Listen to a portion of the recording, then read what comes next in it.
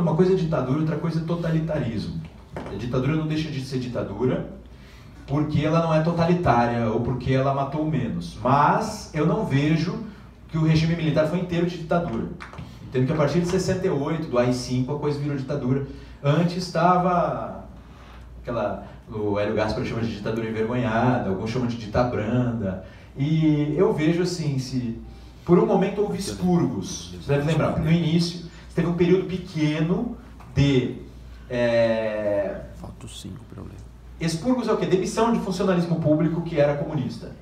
Então houve expurgos, houve um fechamento bem pequeno do Congresso, depois o Congresso foi reaberto, e o Castelo Branco, nosso primeiro presidente, tinha a previsão de que rapidamente nós abriríamos as portas, voltaríamos à democracia. Ele não fez, acabou não conseguindo cumprir, depois se afastou, faleceu, e ele criou os seguidores dele, os castelistas. Quem assumiu depois dele, nós tivemos um período de junta militar e depois o Costa Silva. Costa Silva não era da turma dele, o exército estava bifurcado, estava dividido.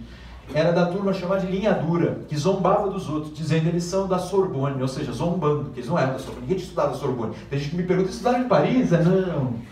Era uma maneira zombeteira de se referir ao grupo castelista. O pessoal fica estudando da Sorbonne. O negócio é pegar comunista, pô. Eles tinham um projeto, alguns deles, de fazer o regime militar durar até 2000 e tanto. O grupo castelista queria o mais rápido possível conduzir a abertura.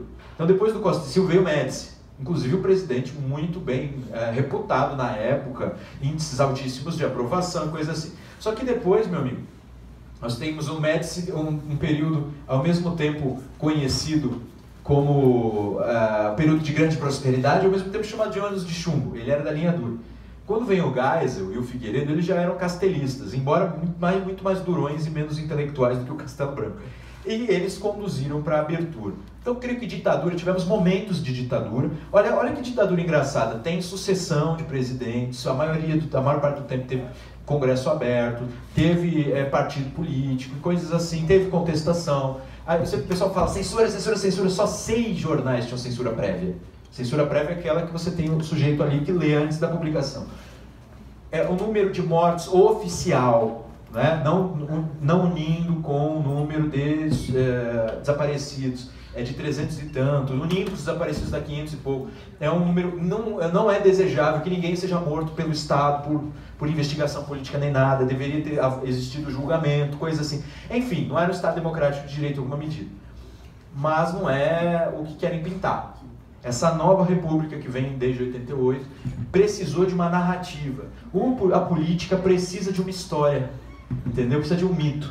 O mito fundador da nossa nova república é a ditadura brutal e censuradora que o antecedeu. Que os nossos salvadores, os fantásticos, corajosos, maravilhosos, Caetano Veloso, né? Chico Buarque, quem mais? Paulo Freire, todos esses, eles deveriam nos guiar a melhores rumos. Nós acabamos passando por uma espécie de ditadura. Mensalão é um comprometimento do Congresso com o Poder Executivo. O desvio de verbas, bilhões de reais de uma estatal para um partido, etc. Nós tivemos isso. Nós fomos conduzidos a isso, tá entendendo? Então isso futuramente vai ter que ser revisado. Vai chamar isso aqui o quê? De grande democracia, que é o que eles querem? E acontece que o crime organizado houve um consentimento tremendo. E no crime organizado há tortura. Tá? Morte para todo lado. Entendendo arrancar mulher porque traiu não sei quem sendo enterrada viva. E cadê a gente falando disso? Tá entendendo? Então assim, tem tortura no Brasil hoje. E os números são mais alarmantes do que antes. É um mito. É um mito. Precisa ser quebrado. A verdade tem que ser dita. Eu não falei aqui, não, foi maravilhoso, eu não fiz isso. Mas é preciso também reconhecer que esse mito tem feito muito mais mal do que bem para o Brasil, tá? E tem nos enganado muito. A gente precisa revisar isso aí. Obrigado pela pergunta, ótima pergunta.